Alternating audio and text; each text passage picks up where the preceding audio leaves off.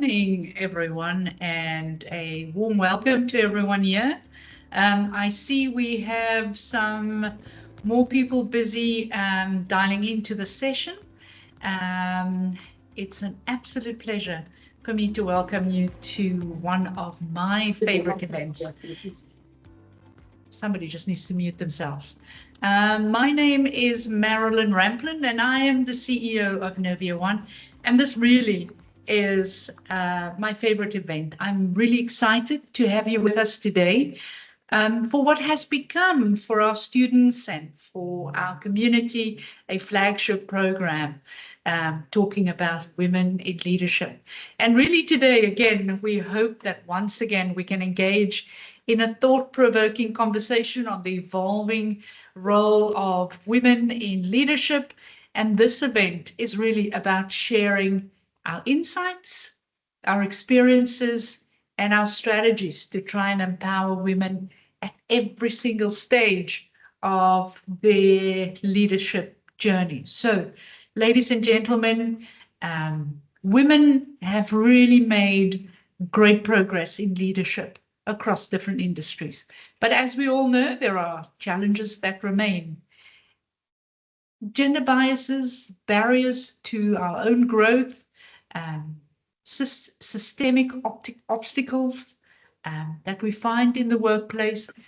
But in spite of all of these things, more women are stepping into leadership roles, breaking those barriers and really trying to create opportunities for future generations. So this is also about celebrating some of those barriers that we have been breaking. And so today's webinar is again one that I hope is going to be an open and engaging discussion where we have got an exciting panelist of really successful women leaders to share their journeys, their challenges, and their successes. And hopefully you will leave with a few new ideas in terms of what could work for you. You know, whenever I go to an event or attend an event, the one thing I always try to look for is what is that one new thing that I can learn?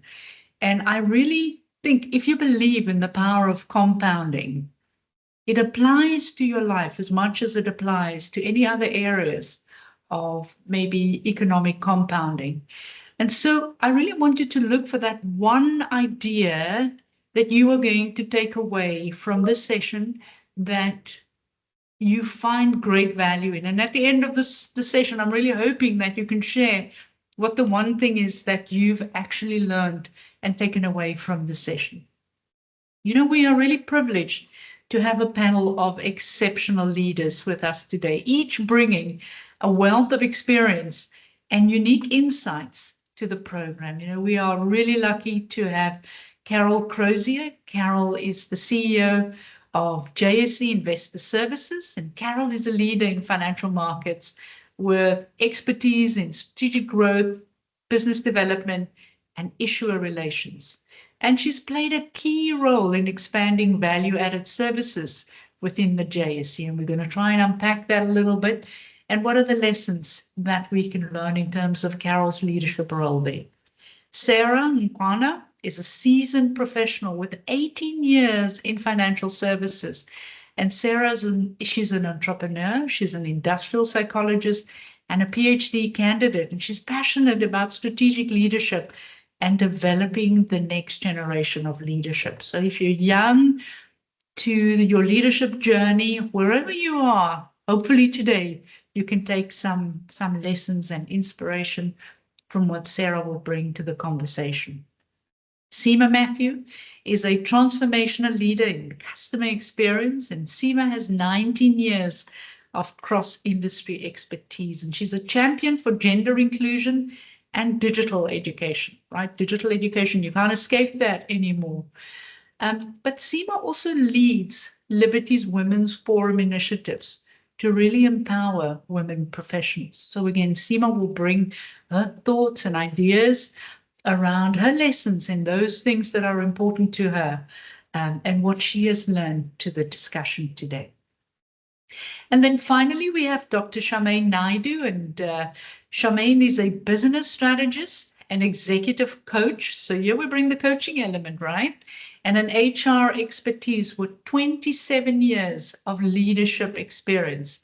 And Charmaine specializes in business transformation, executive development, and organizational culture alignment. And we are very fortunate at Novia One to have Charmaine as a facilitator running our Women in Leadership program. And she's also an academic supervisor. So what can you expect from today's session? So throughout the session, our panelists will address key topics, and their focus will be on their personal leadership journeys, because I always believe out of our own stories, we learn so much. And those are the things that we often remember and we take away from sessions like this. And what are those defining moments that have defined their careers? We're going to touch on the evolution of gender equality in leadership. We're going to talk about how digital transformation is shaping leadership opportunities for women. We're going to talk about strategies for breaking biases and stereotypes in the workplace. We'll touch on the importance of mentorship, coaching, and advocacy. Those of you who previously attended our coaching and mentoring session may pick up some more from this session, but we're going to bring that back into this conversation because we think it's quite important. And then thinking about overcoming challenges and turning setbacks into stepping stones for success, because that's ultimately what we want to do. You know, this is not a session where we are going to sit and unpack all the bad things. This is a session where we're going to look at, so what are the tools that we can use to be able to unlock the opportunities that are there. So this is your session again. Some of you may know the way we like to run these is you bring your questions. We really encourage you to actively participate by sharing your thoughts and your questions. And as I said, the one thing that you learn or that you take away, and it doesn't have to be at the end of the session. Maybe it's, I don't know, within the first 2 minutes, you feel like you've learned something. But let's try and make this an engaging session, an empowering conversation that really inspires meaningful actions beyond just this session, because that's why we do this. We don't do this so that you can spend 1.5 hours of your valuable time sitting here. It's about what can you take away that will make a difference in your life tomorrow or when you leave here. So as we dive into the conversation, we really hope to leave you today with fresh perspectives, practical insights, and renewed motivation to really drive positive change in your leadership journey, but also in those around you. So thank you for being here, and let's get started. So to kick off the conversation, I want to start with my first question. I just want to check, do I have all my panelists here? Good morning. Is not on. Hi, Carol. Good morning, Sarah. Morning. Good morning. Let me just see if I've got everyone here. Yep, there we go. Okay, so the first question we're going to kick off with is really trying to get from our panelists. Could you maybe give us, each of you, could you briefly share your personal journey to leadership and maybe the key factors that have shaped your own career path? Stima, can I start with you? Happy to do that.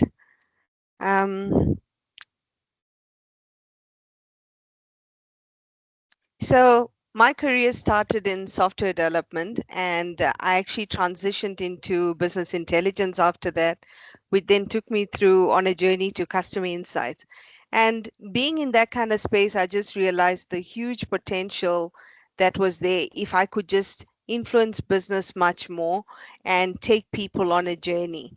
And one of the key issues I saw then is that I needed more experience, like technical knowledge and things like that. So I actually went on a journey to do my master's in business leadership at that time. And it was the course that actually got me introduced to customer experience, which has become my field of passion. And soon after that, I actually got into support manager role within ABSA, where I was looking after CX and MI, being my past life. And but there were still areas that were not core to my experience before, like I had to do complaints and procedures. But it was one of those things I believe that let me get involved. And obviously, there's SMEs to do this role, but I can support them properly. And I actually decided to take a chance and get into that role. And it actually went very well. And later on, I actually got into CX manager role within consumer banking for ABSA. Sadly, well, not really sadly. I mean, I think at that life stage, we were thinking of starting a family. So I actually had to move closer to home and look for a job more closer to home, and ended up applying at Vodacom. And one of the key reasons why I actually applied at Vodacom is because they actually had very good maternity benefits. And here we were just starting that planning journey. So thought it is a good opportunity to get into. And funny enough, the day on which I went for my interview, I found out I actually was successful. And the same day I found out that I'm pregnant. So pretty much 6 months into my career in Vodacom, I actually went on maternity leave. I mean, my boss will still make a joke out of it, but it was seen as a positive thing. It wasn't seen as a negative thing. So I'm forever grateful for my leadership at Vodacom at that time for that. And yeah, I think that got me back into senior specialist in CX role, and rest is history. But I think one of the key lessons I got from that journey is that leadership is more about impact. And that means everybody has the potential to take part in it. And, companies have limited titles and things like that. But at the end of the day, everybody has the potential to make a difference. And you making a difference to employees, you making a difference to customers. At the end of the day, don't ever hold yourself back when there's opportunities that land at your door. Fantastic, Sarah. I love the fact that you bring that you're starting out with some of those key challenges that most of us struggle with at some point or the other in our journeys. Carol? Morning, Marilyn, and morning to everybody that's joined. It's very exciting to be on this panel today, and just thank you for having me. And Seema, thank you for sharing your story. It reminded me of a lot of my my journey, and I think there's similarities across all of us, which makes it so special. Being human and having experiences that overlap. So, yes, I studied marketing and management along with a Bachelor of Business Economics, and started my career in marketing actually on the research side, which was fantastic and really good exposure early on. And as I progressed through my career, I realized I liked an environment of entrepreneurship, and really being able to be flexible around how you navigate the space. And I ended up recruiting, interestingly enough, in the financial services space for the JSE. In my mid-20s, and I thought, yes, this is a fantastic company to work for. And so I recruited myself to work for the JSE. But it was really a case of pushing myself out of my comfort zone, because I applied for a role within information services, um, which was really about the data that the JSE produces, so trading data, but ultimately then packaging that and selling that. And I wasn't technologically minded at all, so I needed to make sure that I was positioning myself, and they could see that I was eager and willing to learn. And I managed to get that role, and it was really good growth and learning for me. And I spent 5.5 years in that environment within the JSE, and then I put up my hand to start up a new company or new division within the JSE, and that was really looking at products and services that we could offer our listed companies. And that was part of the JSE strategy, and it still is part of our strategy to diversify revenue. So moving away from just pure trading revenue into other products and services that we could offer our listed companies. And so I started that in 2014. And on the day I interviewed for that job, I found out I was pregnant too, Seema. So, and ultimately, I spoke to everyone, and we decided we'd go ahead with the opportunity. And I started up this entity and this company whilst pregnant, and I think I worked till my very last day trying to get this company or this entity going. And I was just so excited and lucky to have that experience. And I really grew that little business from nothing. It was all based on revenue sharing. I didn't have any budget, and built that business up. And that was 2014. Then in 2019, we'd grown it to such a point that we were able to start looking at acquisitions. And we then bought what was then called Link Market Services, rebranded it as JSE Investor Services.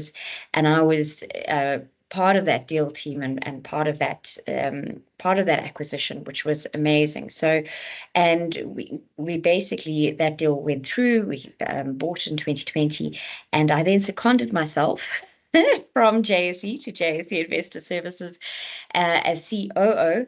And as part of the transition strategy, and then ultimately took over as CEO when the incumbent CEO retired.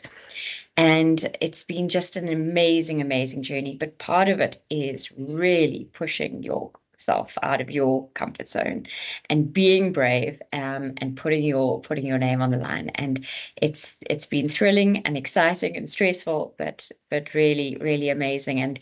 And we've just grown this entity and this company, and it's gone from strength to strength. This last year, we showed 20% growth in revenue, which has been amazing. Carol, I absolutely love the idea of outside of your comfort zone. So if I had to take something out of our discussion now, it's having the courage to go and do something that you're not immediately comfortable with, and it's not always easy, right? Especially when you don't know how people around you are going to respond to it. So for me, that I think is a really beautiful sort of lesson out of your story. Thank you, Carol. Thank you, Meriden. Sarah. Thank you, and thank you for the invite. Wow, beautiful ladies on the line, and welcome to everybody that's joining us. Really hope you're gonna learn from this. But yeah, my story really started in my personal life at a very young age. At the age of 6, I was the firstborn girl child, and my mom was a stay-at-home mom. So in our culture, you do what mom does. So every morning she would wake up, make sure that there's water has boiled, people have food before they go home. We're a family of 7, right? And what I loved about that, at the time, I probably thought it was too much. I'm a child, I didn't want to do this, but hindsight, I sit here and I'm like, this was the best lesson ever, because every single thing that my mom did was about serving. I see myself, and I usually introduce myself as a servant leader. We were serving a family of 7, but not only that, we always cooked for more, because anybody that came home, we dished up for them. So we looked not only for the small community, but the bigger community. It was never about myself. It was never about our family, but the bigger community. So really who Sarah is today, the values I carry, what I am in leadership today really started at home. And even though I'm doing my PhD and I did a lot of strategic courses, when I look into that, a lot of lessons started at home.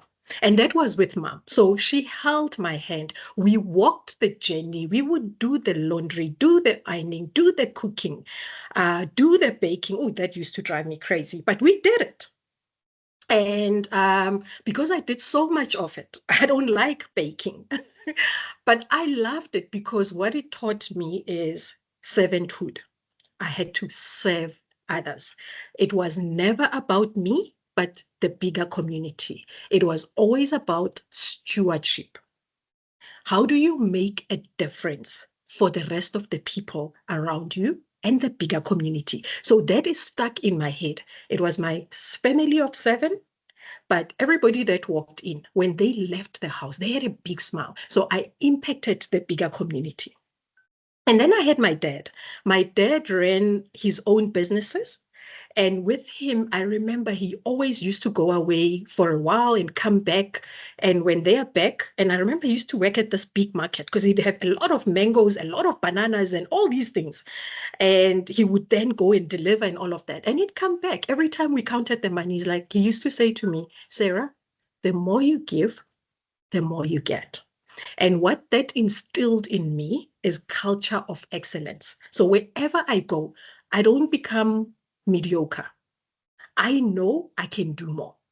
I'm also a believer, and I love that scripture that says, serve your master on earth as if you're serving your master in heaven. So that to me makes me to go beyond, and I want to do more.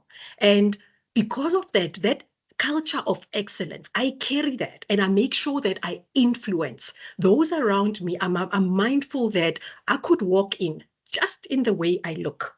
I'm influential.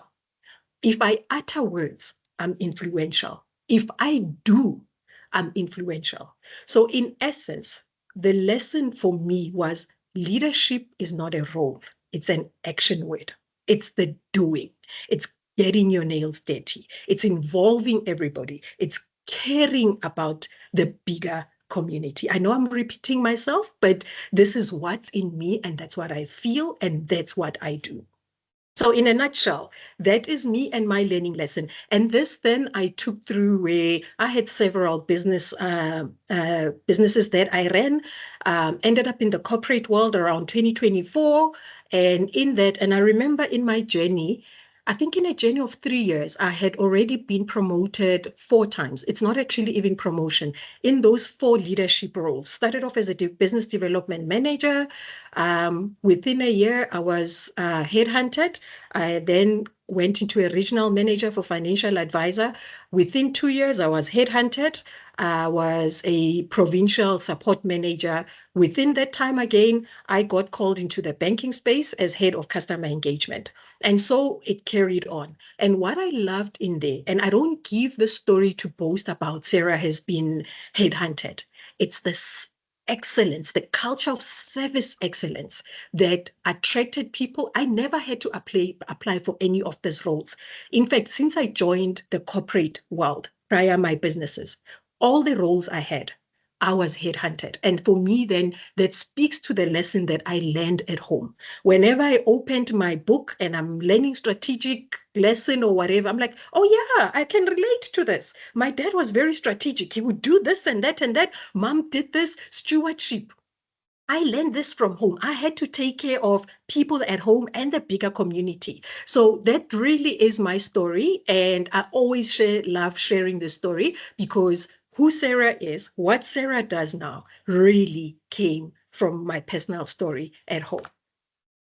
Oh, Sarah, that's such a wonderful story. It's heartwarming because, we are all sitting here, or most of us sitting here as parents, and sometimes we forget about the impact that we have on our children and actually what that means for them in terms of their future leadership roles that they may take or the values that we instill at such a young age. And I think it's really important that you have reminded us of that again. I must say, I bake out of self-defense, Sarah. When the call comes for cookies at school, I look for my 60/60 app or a different app. So I really bake out of self-defense. So I share your pain on that one. But I really love your story of the impact that our parents have in terms of who we become as individuals, but also the role and the impact that we can have on future generations. And I love the service excellence that you focus on, and I think that's something that Seema picked up as well in terms of the excellence that you need to bring to the table. And I love the fact that you say leadership is doing, right? I really, really like that. And sometimes, it's not something that we always learn out of our Harvard textbooks, but it is ultimately about doing. And yeah, thank you for that, Sarah. Charmaine? Thank you, Marilyn. Good morning, everyone, and good morning to all our listeners on the LinkedIn channel. Thank you so much for joining. We hope, I hope that some of the insights that I can share with you guys can make a difference.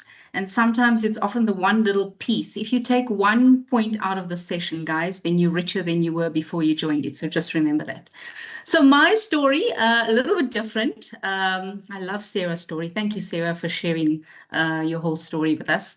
Yeah, so very different. Started off in the insurance business and then moved into banking.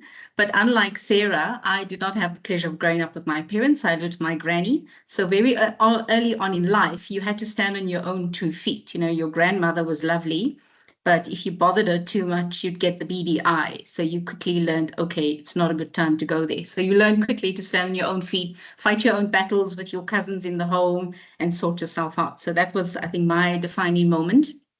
And moving into banking, I mean, my career just spiraled from HR to taking on multiple portfolios, becoming the chief, the coup for an area called transactional banking in one of the banks. And it was there that I think for me, I probably saw the belief in somebody else that helped me to believe in myself. And that was really a defining moment in me where, you know, the leader said to me, right, you great at HR and I think you're fantastic, but you're being wasted there. You need to do more. And the next thing I had all these multiple portfolios running at the same time. And I was like, okay, so which fire do we put out? And I realized if you've got people that can support you, you don't need to put out any fires. The fires will put themselves out so long as you lead them appropriately and you guide them and support them as best as you can. And I think the most important thing I learned there is to trust, because you cannot do everything by yourself. You cannot be everything to everyone. You need to trust others to help you navigate the journey. So, you know, it was really for me, the defining moment was the belief in somebody else that gave me confidence and belief that I can do it. And I think sometimes it's just about taking that step and running with it and say, I can do more, I can be more, and I am more. And how do you take that to the next steps? Thank you, Marilyn. That's all from my side. Thank you very much. Thank you very much for that. You know, sometimes all it takes is that one person that then just kind of brings that reinforcing message, which I think is so lovely in terms of that belief in yourself. Carol, I think I saw your hand up there. I was trying to do a clapping. Sorry. Don't worry. We do it all the time. Charmaine, thank you. And I, you know, the other thing I take from what you've just said is trusting people, right? Sometimes we try and do all of it. We try and save the world, and we try and put out all the fires, but sometimes the fires need to be put out by those that we trust around us. And so thank you again for that. But I do like the belief in yourself, because people often believe in you more than you sometimes believe in yourself, right? And I think that's one of the things with women sometimes, is that we wait for people, we sometimes wait too long to be given that reinforcing message. And what happens if it never comes, right? So it almost needs to start with you, in terms of the belief needs to start here. And, you know, so Sarah, you talk about your father. One of the things that my father gave me at the age of 13 was a book called Think and Grow Rich. And if there's one sort of defining moment that kind of changed the way I think about myself and I think about the opportunities and the possibilities, it was the way that book made me think about my own abilities to be able to achieve. And as you say, Charmaine, that belief in yourself. So ladies, if you are sitting here on the call, or gentlemen, if you're on the call, start with working on what are those things that I'm really good at and do more of them, because sometimes that helps to reinforce that belief system. But at the same time, Seema, you know, as women in leadership, how have you seen the role of women evolve in sort of, you know, in respective industries, especially in terms of promoting gender equality, and maybe some of the lessons of the work that you do within the Liberty Forum that you run.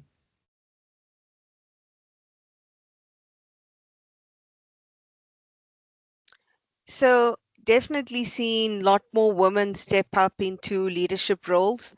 I think there is starting to be a big awareness around the gender inequality. And as a result, many women have stepped up and created initiatives to address things like, Women's Circle, doing a lot more mentorship. But also on platforms like LinkedIn, I think you're starting to see a lot more women speak up about gender inequality and ways to address it.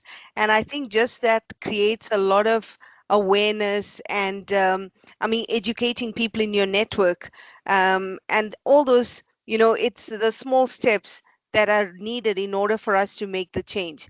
I mean, from the Women's Forum perspective, I mean, our forum has matured now to a level where people are actually contacting me and asking me, can we actually have a session on and discuss things like menopause? The fact that people have seen the value and actually now contacting me, that shows that we are delivering value, and now they are coming up with the topics that we actually need to cover.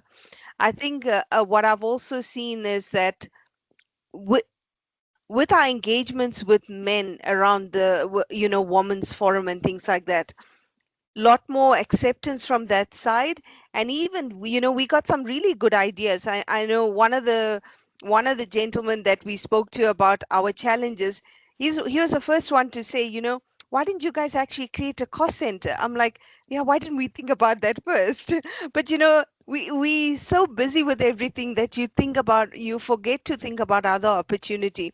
So I think it's really important to actually go on this journey with men, because they can come at it from a different angle that can actually help you with what you're trying to do. So yeah, thanks, Marilyn. Seema, I think that's such an important point. One of some of my biggest sort of advocates over the years have been men, right? And that's the one thing that I always try and do during these sessions, is to say this is not a male bashing exercise or a session, etc. Because so many men out there are so pro women succeeding in business, right? And I think sometimes we need to spend a little bit of time actually just celebrating that and just celebrating those individuals. Yes, there are some of them who really are so, I don't know, there's a lot of work we need to do, but there are also so many of them. And I think even more than we actually want to sometimes give credit to, who have helped so many of us on our journeys. And maybe it's because sometimes, there weren't enough women on our journeys at the levels we were looking at to be able to sort of help us along the journey. And maybe they were there just by default, but some of them need a lot of credit for the work that they have done in terms of supporting us on our journey. So if there is a man that has supported you somewhere along your journey, please go and send him a message and give him a bit of credit and acknowledgement and say you've just come off a Women in Leadership program and you just want to give them recognition for the work that they have done and the support that they've given you. Seema? Yeah, just to add to your point, I mean, I was actually listening to a talk about gender equality, and they were talking about how the number of male teachers have dropped in schools. And if you look at the boy child in school, I mean, if you're not going to have gender equality at school, you're going to leave behind the boys who actually also need someone to talk to and confide in. And so we really need to, I mean, if the demographics of the country is 50-50, let's try and strive for that. No, that's very good. Thank you. Thank you very much for that, Seema. I think it's a really, really important point. So maybe, Carol, if I can move to you on maybe a similar topic. When you think about your experience, what are some of the most effective strategies that you think women leaders can employ to sort of try and challenge biases and stereotypes in the workplace? We've just talked about, yes, we get supported, but in some areas there are still those stereotypes and the biases. And how would you think about this? And what are those strategies that you think has worked for you? Thank you. So I really do.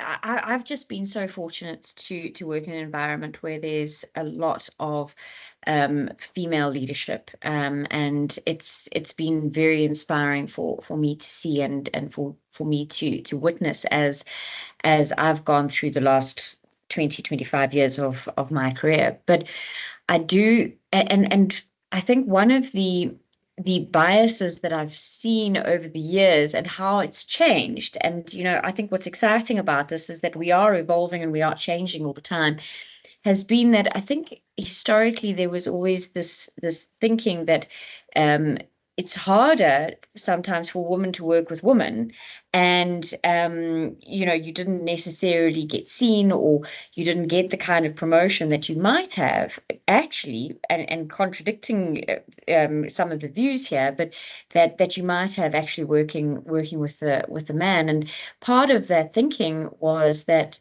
there were so few positions for women, that women were very protective over their space and protective over those positions. And I think from my experience and the how fortunate I've been to work with incredible leaders across the board, but some really unbelievable women in the space, have been that there's space for all of us. And we need to take that forward in the way we interact and the way we engage, and kind of bringing up women around us, bringing up everybody around us, really, creating the space where you're not threatened by somebody else that might be smarter or be bringing more to the table, as it were, than what you feel you are. Because at the end of the day, we all complement each other. And it's really about ensuring that we're growing each other. And the better we function together and the smarter we all are together, the better we all look, and the better our company and our ventures look. So I think that for me has been very, very important, is really just to make sure that there's room for all of us, and not being threatened around with in terms of people around you, but making sure that we're including everybody. And I think that's been one of my key lessons and takeaways. I love that, Carol. Actually, somebody just posted in the chat, there is enough sun for all of us to shine. And I think that's just such a great way of almost summing up what you have just said, in terms of there's enough room for all of us. And I think that's such a wonderful lesson, because sometimes we do think that maybe the space is a bit crowded. And I always believe that, people sometimes ask me, what can I do as a woman to make this space more equitable? And sometimes it is about how many other women are you trying to bring on the journey with you? And I think that's really a nice way of kind of thinking about there's enough room for everyone. Charmaine, do you want to add to this? Thank you, Carol. Yeah, maybe just a little bit, not too much. I think for one, over and above what Carol has just said, I think for me, the one thing that we really need to think about is our own internal bias and how we stereotype other people. And I mean, I'll share the example. Marilyn, you're going to laugh about this. We'll think about the security guard. For example, if you're recruiting people and they're coming in for an interview, okay, now I know it's online and, people do whatever they do. But if they were coming in, for example, and if you had a lady that had pink hair as your first candidate, and the second person that arrived didn't have socks, are you worried about the pink hair and the lack of socks to the gentleman, or are you focusing on the output?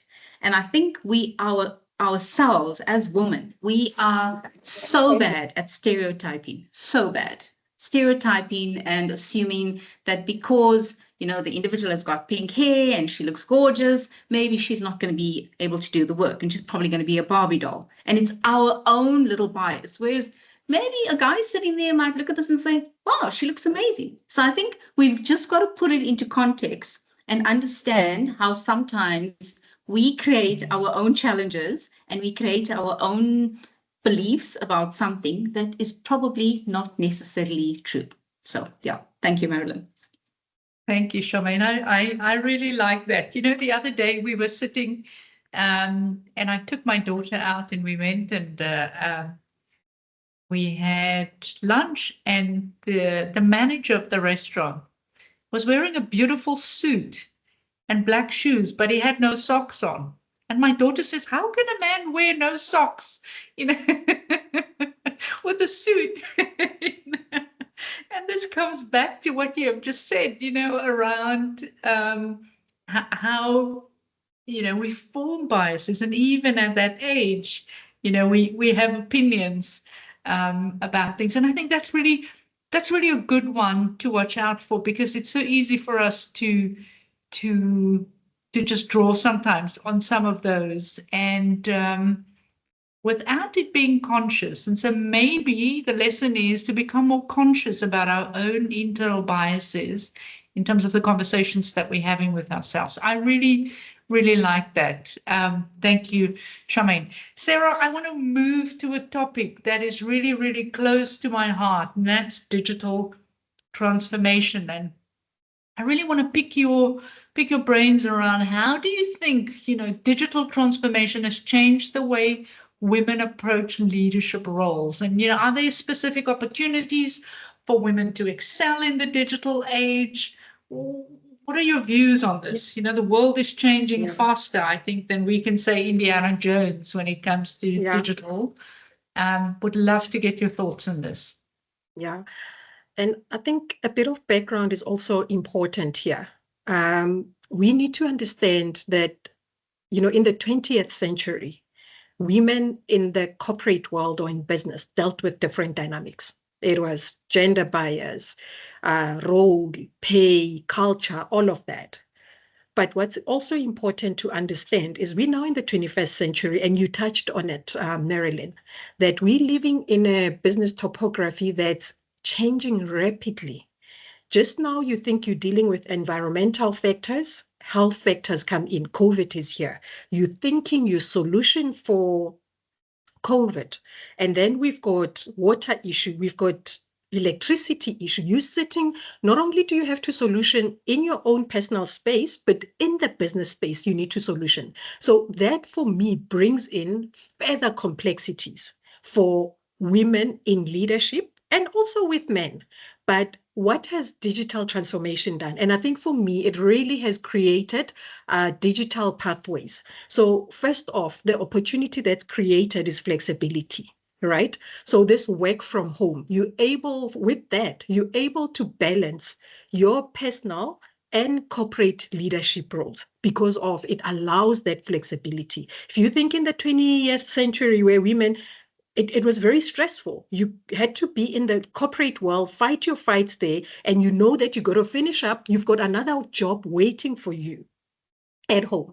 Now that flexibility has kind of helped with that. And that's where digital transformation, because of all these platforms, one is able to play around and have that flexibility to balance the two. So that's the first opportunity. The second one for me is really creating space for growth. With the digital platform as well, there's the global leadership roles, access to global leadership roles.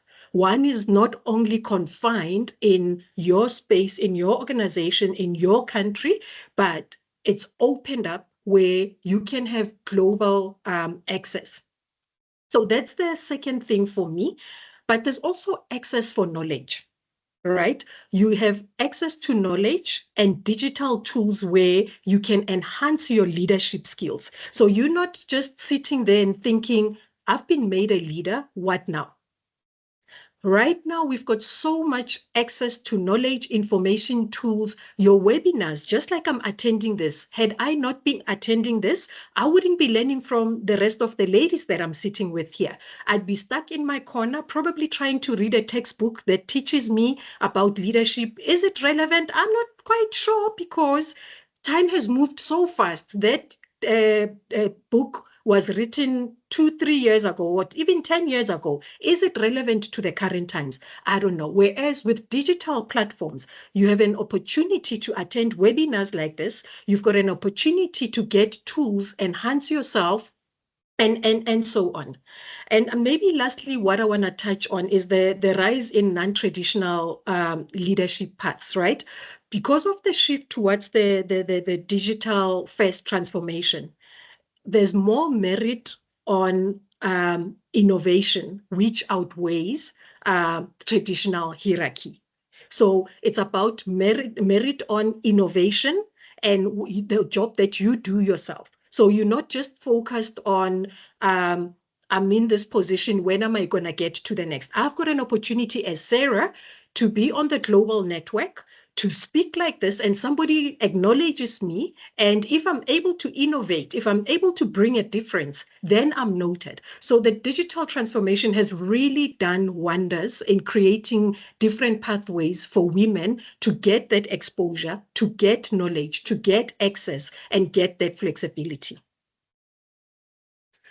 Sarah, you know, I really like what you've said there, because I think sometimes we get so hampered or we get so sort of stuck in this fear of disruption that we miss the excitement that goes with innovation and potentially what the digital tools that are available brings for us, right?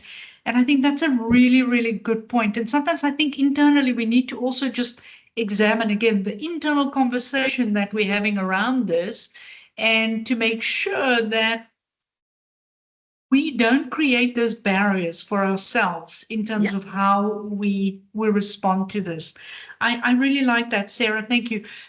Carol, you know, in the sort of the same vein, I just want to maybe ask you around, you know, when you think about technology and digital platforms, maybe pick up a little bit on what Sarah said, you know, creating new opportunities. How do you think women can leverage these tools to really break through these leadership barriers and create more inclusive environments for ourselves and maybe for others? Thank you. And I mean, Sarah, what you said completely resonated with me. And I think that that's, for me, the access to, you know, meeting platforms and us being able to engage in different ways from a technology perspective, which has really just blown up the way we operate and the way we do business, has been such a fundamental game changer for me around that type of guilt that I always experienced. And you know, when I speak to my, you know, my female colleagues and, you know, my friends around me, it's always this kind of recurring theme that, you know, we always felt guilty when we were at work because we weren't at you know, sorting out kids' homework or whatever the case may be. And when you were sorting out the kids' homework, you felt very guilty that you weren't at work. And you know, this really has created an environment where we're able to balance those a lot better. We've still then got to be very strict with ourselves around these types of boundaries and ensure that we're, of course, meeting our commitments from a work perspective, but also shutting off and logging off when we need to as well. And so that has really changed the way I operate and everybody around me, and that for me has been such an amazing shift. And then listening to Sarah also around what you said around the different ways that we can communicate, the different ways that we can learn. I think, you know, some of the important aspects that we just need to be cognizant of, and you know, this was just whilst I was preparing for this session, these were some of the stats that were coming up. We've got, and I mean, I'm just looking here, there's basically 2/3 of illiterate adults are actually women. And that in itself is such a big, that was such a big eye-opener for me in terms of why it is that women aren't accessing the information that's so readily available. There's so many reasons why they may not be. It could be obviously the poverty cycle. It could be traditional roles in households having this overwhelming responsibility in terms of what you need to be getting through. And that for me was a big eye-opener, because there's so much more work that we can do. And I think the companies that we're involved in, the institutions that we support, I think that there's so much good stuff out there. So these platforms, for example, She Invest, that is a platform that was a technology platform that was really created for women to be able to access information and education around how do I invest? How do I become more financially responsible? And it's those kinds of platforms that we need to be promoting and creating awareness around, so that we all know that we've got this ability to educate ourselves, to be able to become a lot more empowered around education, but fundamentally financially. And I think that that technology empowers us greatly in terms of where we can go and how we can assist everybody be more inclusive. I think that's a really, really good point, Carol. And I really love that She Invest platform idea, because I think, again, I think sometimes it's the awareness that it creates, right? And the tools that are out there that we could leverage. But Seema, there's a question in the chat. Maybe I'm going to give to you, and I'm happy for anyone else to jump in. So now we're talking about, and Carol, you previously used such a wonderful phrase called technology as a great equalizer. And I really like that. But the other question that's coming out, so how do you handle this pressure to be constantly available and responsive? Because now you have a digital device and everyone expects, if I'm sending you a WhatsApp at God knows what time, how are you going to prioritize in the question of self-care and really to maintain your physical and mental well-being without constantly becoming a slave to the technology that is at your disposal, to make sure that the world is kept happier or whatever, or satisfied that you are available? Seema, do you want to pick up on that? And then I'm happy for anyone else to sort of pick up on that question as well. I'm most likely the worst person to ask that question to. Are you the sender of the messages? Yeah, that's a problem. The one thing I did do recently is with my help, with help from my Ikigai coach, Malisha, I did go through a process to let me actually slow down and actually look at what is really important, and so that I can actually focus on what I actually need to focus on instead of being everywhere. I guess for me, it's more a thing of, I see there's so much work that needs to be done. So I feel a big sense of responsibility to be involved in a lot of things. And I think it's really about, there's a lot I want to do and I need to do, but really prioritizing so that I give the most focus to those things that matter the most to me.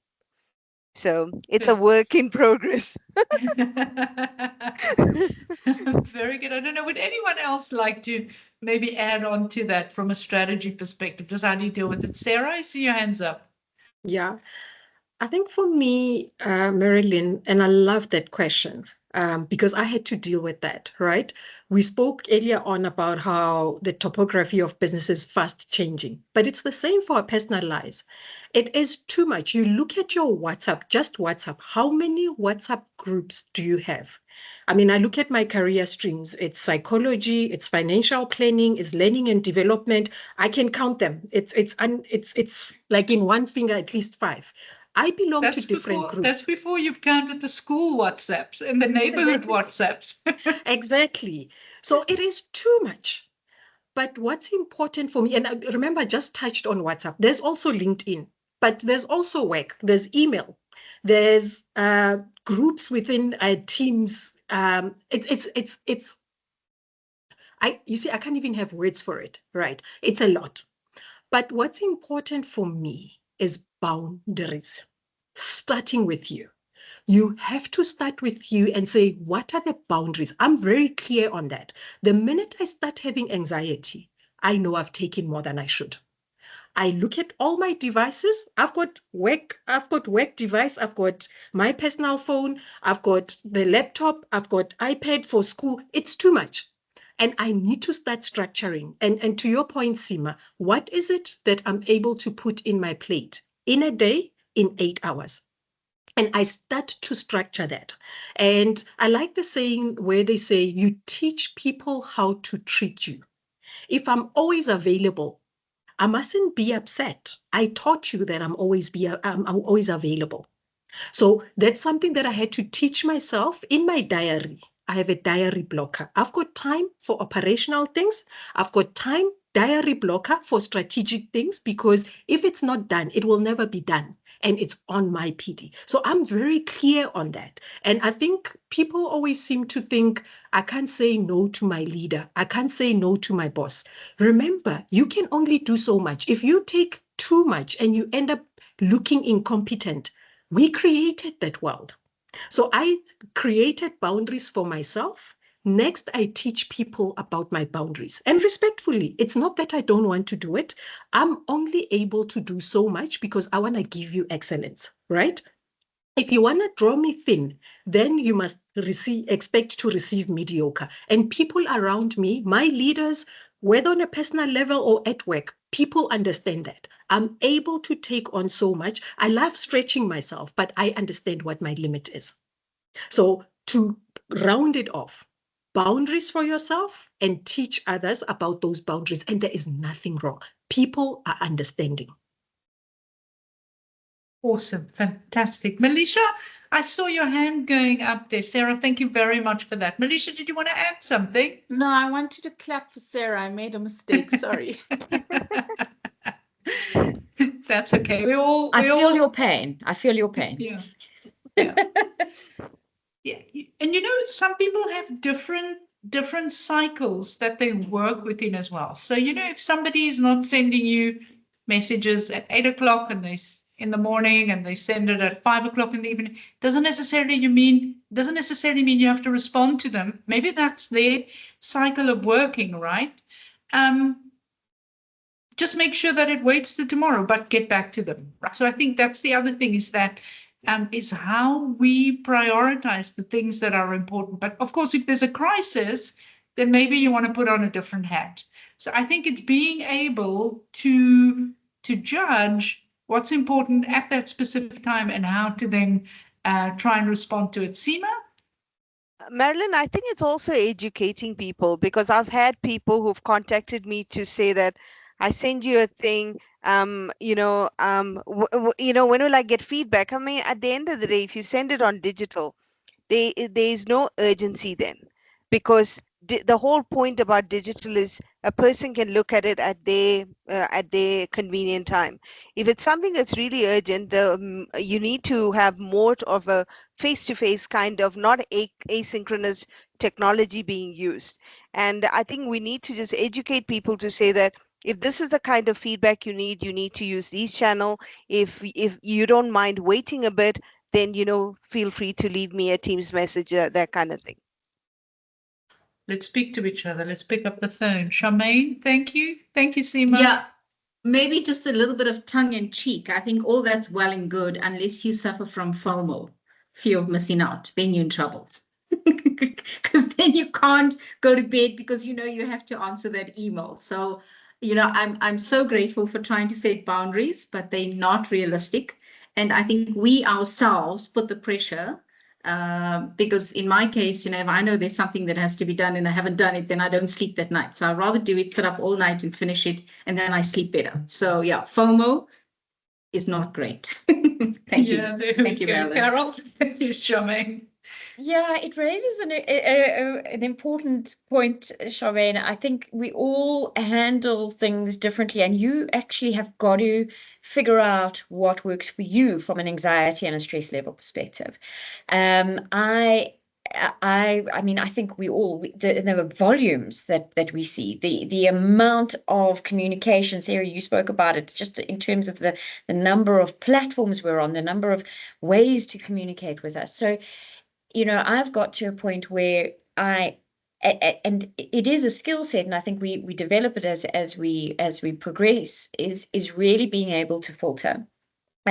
So filtering the urgent versus non-urgent.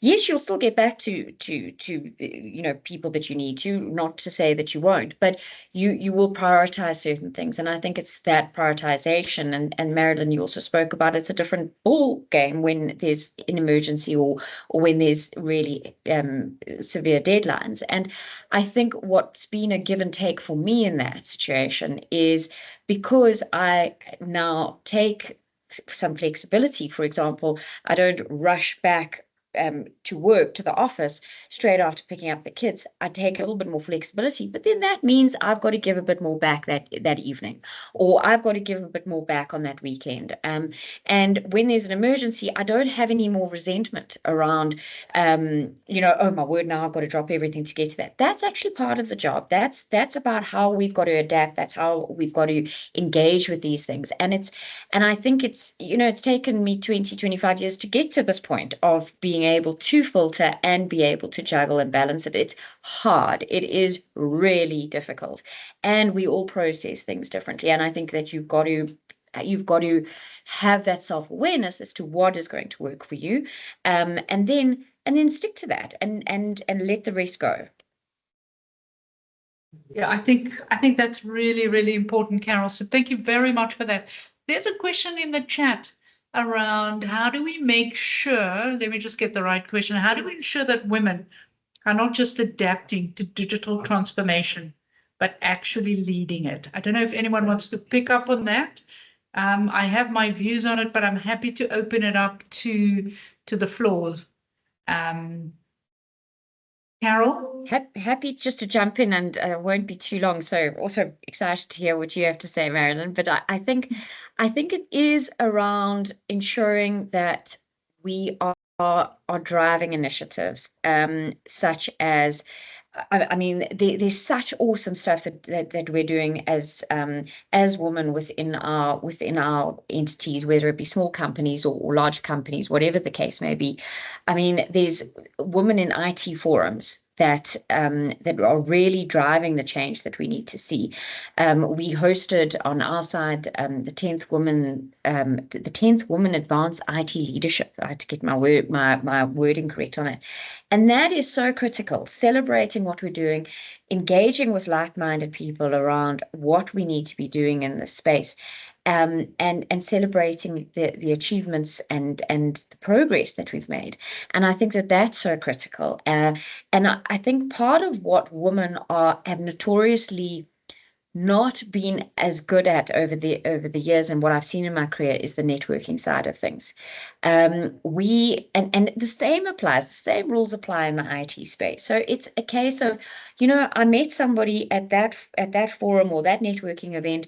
Let me pick up the phone and ask them and get their opinion. I don't need to make small talk and invite them out for coffee necessarily. I can actually just jump straight into it and get to the point. And I think that that's where we've always felt a little bit like uncomfortable. Oh, I don't know, isn't that awkward? It's not awkward. That's what we should be doing, and that's how we should be engaging, and that's how we're going to drive the IT side forward too. Fantastic, Carol. I love that answer. One of the things that I learned from Steve Jobs is a story that he used to tell when he was, I think he was like a 13-year-old boy, and he was busy building a computer, and he was looking for a part, and he just couldn't find it anywhere. And he knew there was this one big IT company that he could get access to be able to get the part. So what he did was, in the old days, for those of us old enough to remember telephone books, he went to the telephone book, found this person's personal number, and he even answered the phone. And he was the CEO of this mega IT company. And he said, and Steve Jobs said to him, I'm looking for this part. Is there any way that, I could maybe get a part from you? And the guy was so surprised that somebody actually called him at home asking for this part, that Steve Jobs not just got the part for his computer to build, but he got an internship with this company, which I think is just such a great way to think about the networking and the mentors. And coming back to what you said at the beginning, Carol, is having that courage to go and look to do stuff that may be a little bit scary, that may be a little bit outside of your comfort zone. And I know this woman who works for a major mining company. She called me one day. She says, I've just been given the responsibility to develop an AI strategy for my business. She says, I haven't got a cooking clue what I'm going to do or say, but I'm going to do it, right? And so we were kind of strategizing as to a way to do it. So I think all of this comes back to exactly the starting point, is have the courage to go and get involved in areas that may be a little bit scary as well. Seema? Yeah, on technology, I think one of the key roles we can play is that technology is going to be in every single company in the future. I mean, it's non-negotiable pretty much. But we really need to make sure women are part of the design process so that we really build solutions that are fit for women. And for me, it's not just about women. I think the problem is that the current world is built for men. What we need to do is there's women and other minority groups, kids, all of them. I mean, if you look at a car right now, a car has been designed to meet the needs of the driver, which was predominantly male in the past. I mean, there hasn't been much attention to, how do you design for women? I mean, biologically we're different. How do you design for children? I mean, they sit there in the back seat getting bored and things like that. How do you actually design for them? So I think there's a lot women can bring to the table with regards to really, because women tend to think about the bigger picture, not just about themselves. They think about the community, the environment as well. So I think having more women taking part in co-creation within a company will actually help you to build a more sustainable environment, system even, and also just from making sure you actually deliver to the needs of everyone, not just one person in that immediate family kind of thing. Thank you for that, Seema. Thank you. I really, really like that. Sarah? Yeah, without taking much time, and I really love that, Seema. I think one thing that I wanted to deliver, never underestimate what you're capable of doing. Never underestimate that and never undermine it. And to Seema's point, we are weird, we are engineered differently. And you speak to the world is designed according to how men think. I think in a particular way. I bring structure. That in itself, how do I take it? All my gifts that are given to me as a woman, what I'm able to do in a home, how do I take that and put it into technology? And we can actually do it. And most times, in terms of innovation, I've found that women have got it, but they think it's not good enough, it's not smart enough, it's not clever enough. I might not be speaking that type of English or using that vocabulary, therefore they're not going to buy into me. But I found how I walk into a boardroom and I would say things that I really undermined and I put on the table and they run with it. Same with technology. The question is, how do we make sure we lead? Go in there and just do it. Just do it. If you fail, the worst they could say is, no, it's not a good idea. Are you going to die? No. But let's go out there and start possessing the gates and actually put ourselves out there and stop undermining ourselves. Sarah, thank you very, very much for that. I have another really interesting question here that talks about how do you keep a board focused on governance without getting involved operationally? If anyone's happy to pick that up, happy for you to take it. I'm also happy to give a couple of thoughts around that if you maybe want to think about it. I think so. Put your hands up, ladies, if you have thoughts. But I think one of the things you really need is you got to think about how do you define the roles and responsibilities clearly, right? The board is going to understand that their role is about oversight, strategy, and risk management while management handles the daily operations in the business. Then you need a strong board charter to be able to help reinforce this, right? And a strong chairperson and a really, really good agenda, because the agenda often drives what gets discussed at that board to actually prevent them from going into operational rabbit holes. And I think one of the other things that you need is maybe if there are issues that requires deep diving, is look for committees, because often those committees can go and do the deep diving. So let's say, for example, what gets discussed at the audit and risk and the REMCO, and maybe you have a capital committee, and I don't know, God knows how many committees we have these days. But those committees could also carry some of the deep diving areas. And then when you get to board, what you do is more feedback on some of those sessions rather than going and repeating the whole session again. So, and I think that also leads hopefully to a culture of trust and accountability between the board and the members of the board and the executives, right? So I would say go for good board charters, make sure everyone's clear on their responsibility, and maybe the board chair needs a conversation too if this thing gets a little bit too down rabbit holes. Charmaine? Yeah, maybe Marilyn, just to add one point, and I still found that this really worked for us when I sat on the REMCOs, in the countries in Africa, looking after multiple countries, running as the executive HR head. What I found worked really well is education. So often we throw jargon, we throw terms, and we expect, because we know it, we work with it, we expect others to just know what we're talking about. And very quickly, I learned that jargon is great if you want to play with it in your head, but make sure if somebody else is listening to it or reading it, that you are clear in what you're trying to communicate to them. Because it's pointless communicating a message where people are like taking, I don't know, their phone to understand what the meaning is, and then you've lost the essence of your message.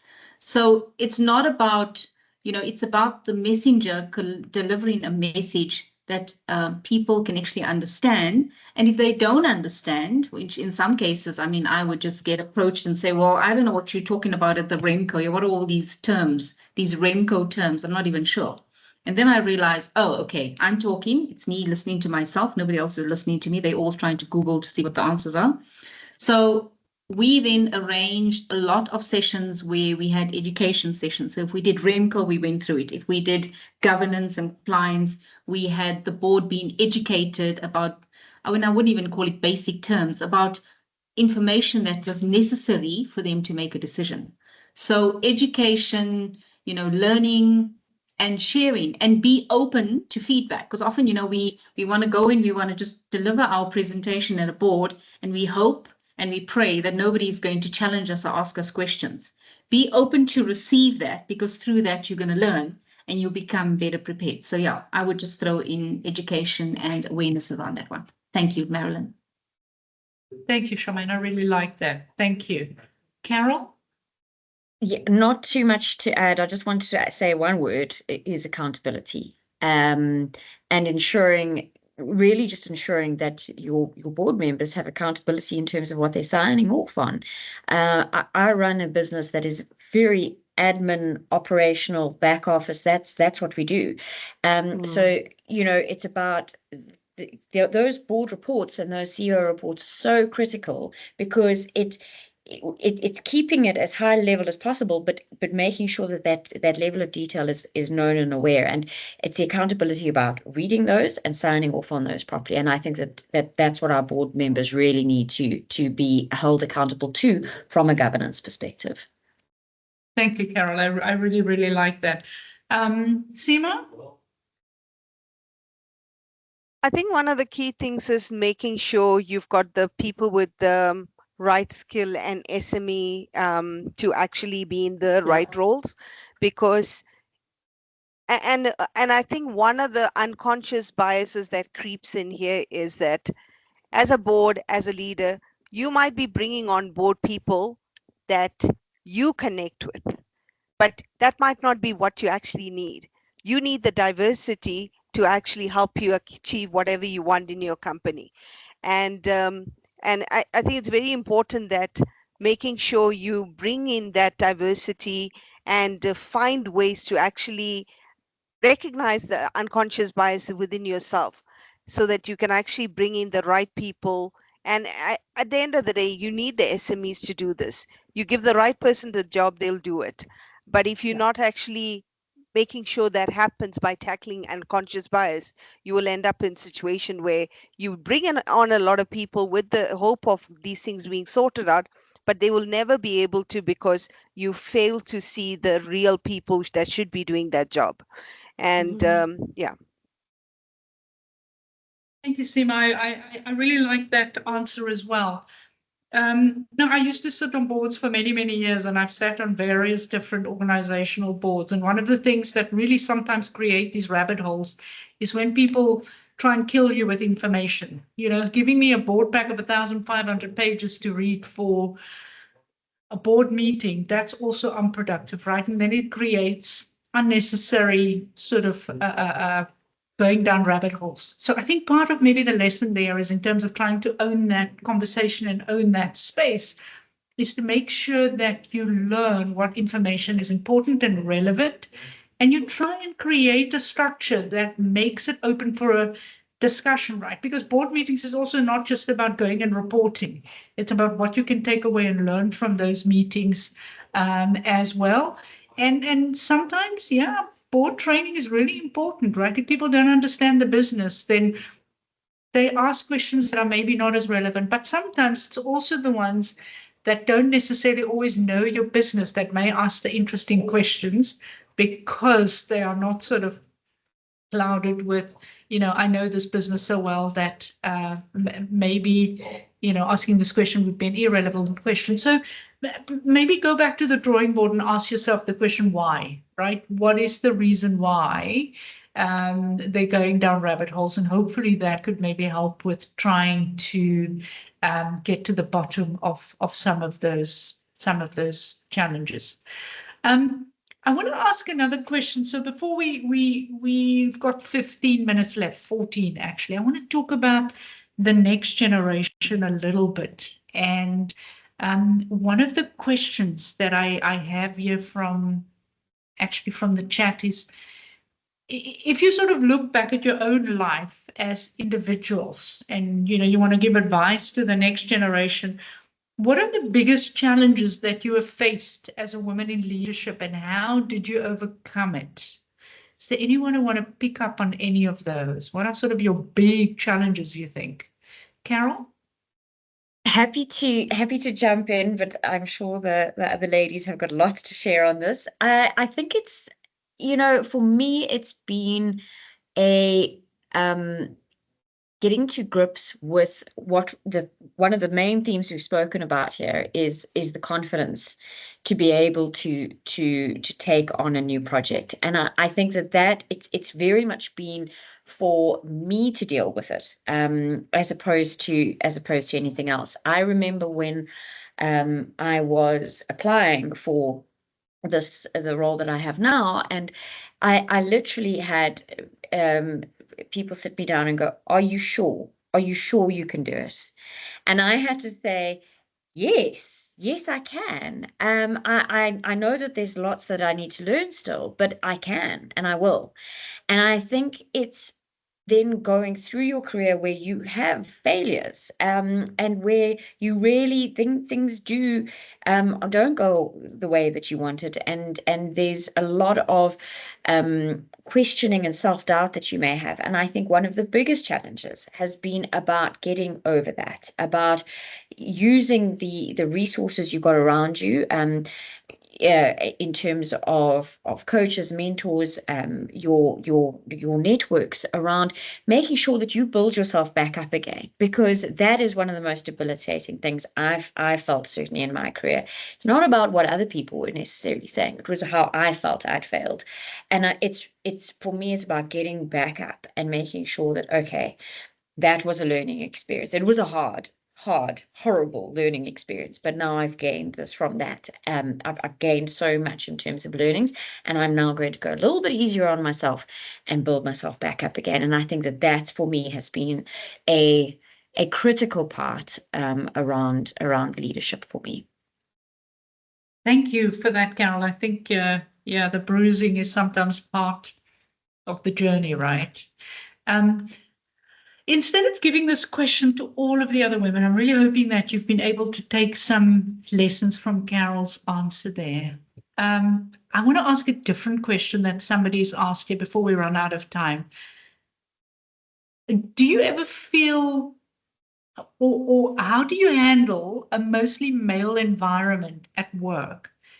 And how do you deal with managing men if you are a female? And especially where there's a bit of a problem with men taking orders from women, and how do you kind of balance leading men at work and then being, nicely put, being led by your husband at home? Charmaine? Okay, we leave the husband at home out of this conversation. It's not part of it. We focus on the work environment. So I think, Marilyn, that's an excellent question. And, you know, most of my career was working in a male-dominated environment. It was predominantly male. And I think, you know, we kind of have our own fears that we project, that it's not okay, that, you know, I'm the only female in this team. There are no other women. We're looking for support or sisterhood. And I often realize if you do what you need to do, no, you don't need to fear what other people think about you. So if you know, I love that Carol talks about accountability. If you are accountable for what you need to do on a daily basis in your role, never fear that somebody else is judging you. Yes, they may be judging you from a sense that, oh my God, how is she coping? Absolutely. And or how is, you know, what makes her tick and how is she performing? And I found that is the environment that I was probably the most successful, because I made sure that I was on my game. I made sure that every meeting I was prepared.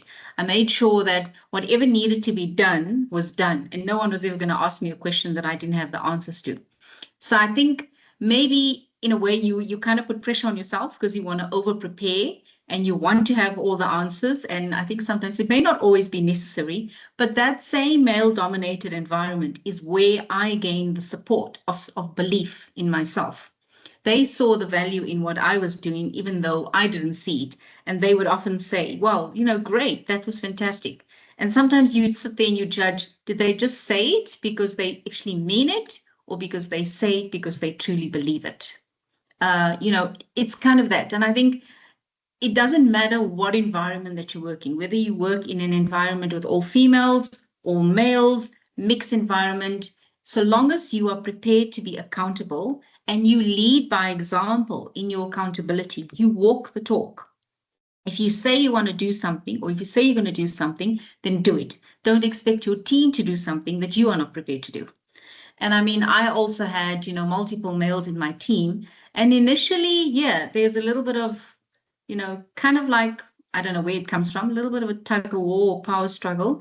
But I don't think that is important. I think what is important is we talk about women in an inclusive culture. We talk about diversity, equity, and inclusion, and including others. So if you have a male and you have maybe 3 females in your team and you are leading him, your role as the leader is to treat everyone equally, to include the male, not kind of say, well, you know what, you're a male and you probably have your own views and, you know, we sisterhood, we stick together. I don't think that is what is required. I think it's an inclusive environment and we must treat people as we would like to be treated, because nobody wants to be left out of the conversation. Nobody likes FOMO, you know, in terms of missing out on anyone. Everybody wants to be included. So irrespective of whether you are in a male-dominated environment, irrespective of whether you are leading males in your team, you as the leader need to understand the concept of inclusivity, inclusiveness, and more than importantly, to be open to diverse thinking and diverse opinions.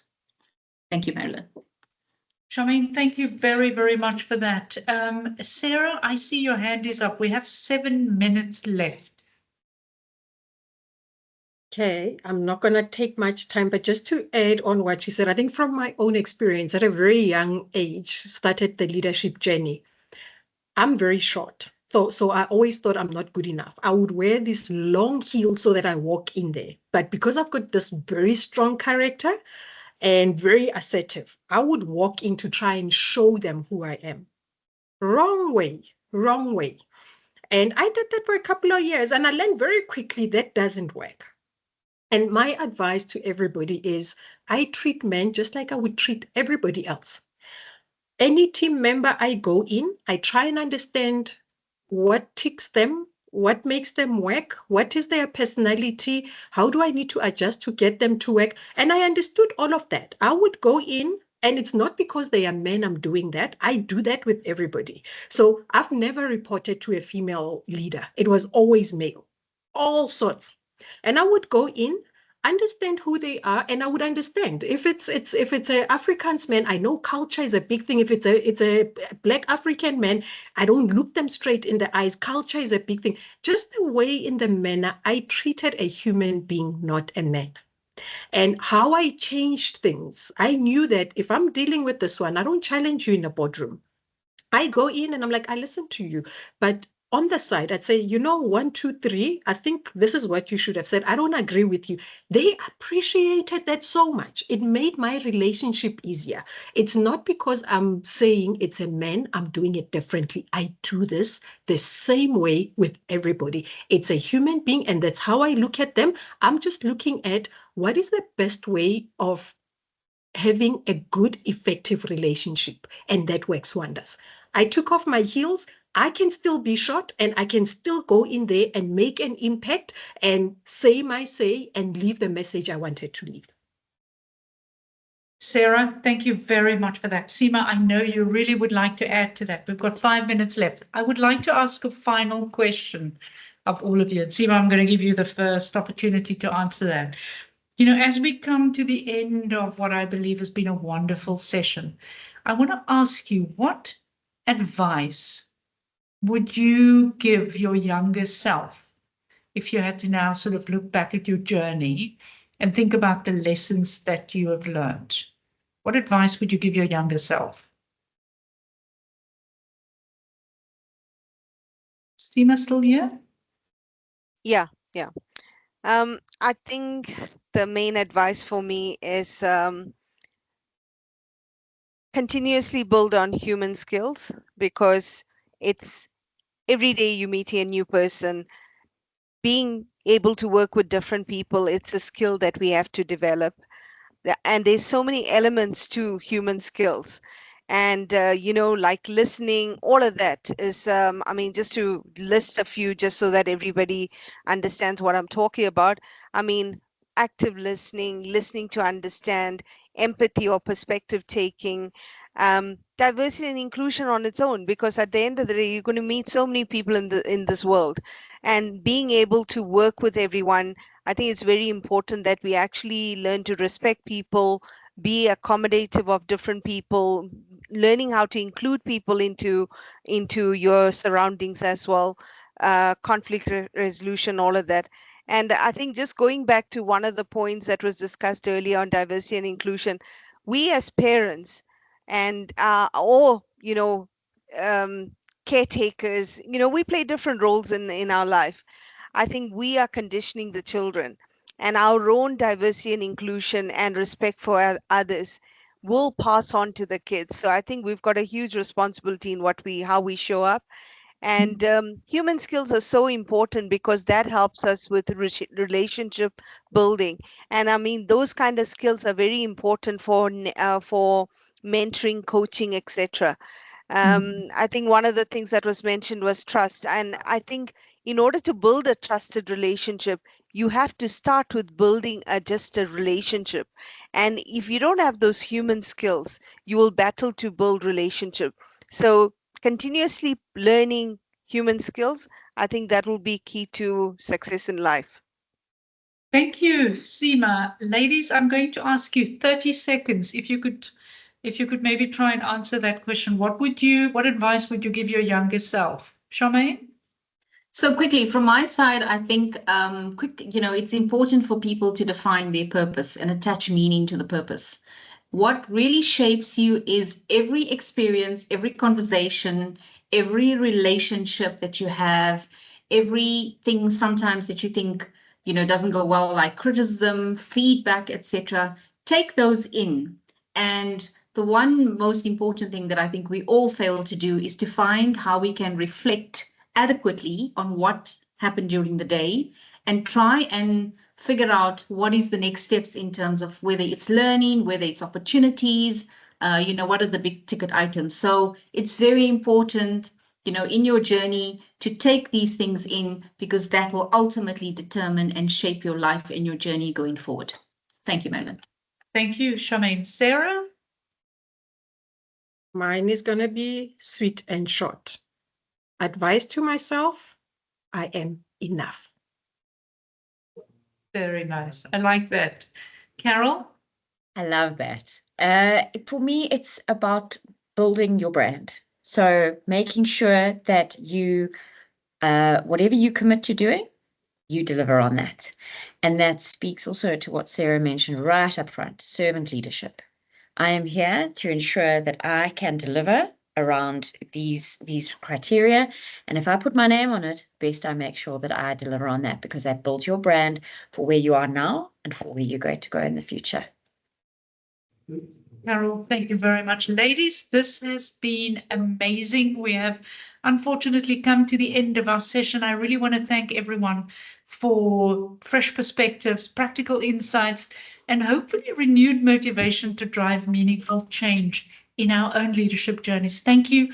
I think, the path to leadership is not without its challenges, as you've all beautifully articulated. But together, I think we can really create a society and a business environment that's more inclusive, more supportive, and hopefully more empowering for women in leadership as well. So really heartfelt thank you to Carol, Sarah, Seema, and Charmaine for really sharing your wisdom and your experiences. And as you can see from the wonderful feedback in the chat, I think this really has been an amazing session. To the audience, thank you for your active participation and engagement. Give us feedback on what you would like to hear next. We would love to continue the conversation today, and we'd love to make sure that we can help build intentional steps to try and build a future where every woman has an opportunity to lead and to thrive. Leadership is not something that's reserved for only special people somewhere on a list. Everyone has the opportunity to lead. I would also like to invite you to explore a very special program that we have created around women in leadership that really is designed to address some of these challenges and maybe in a more structured way provide you with tools to be able to unlock some of the opportunities. To the incredible Novia One team behind these programs, you're amazing, guys. To put all of this together, there's so much work that goes into this. Thank you for doing that. And once again, send us your feedback on what you would like to see next. Ladies, you've been amazing, and I look forward to our next session. Thank you very, very much. Good day, everyone. Thanks Thanks a lot, everybody. guys. Thanks, Marilyn. Thank you, everyone. Thank you. Thanks, Bye. everyone. Bye. Bye. Thanks. Bye. Bye. Thanks so much. Bye. Bye. Bye.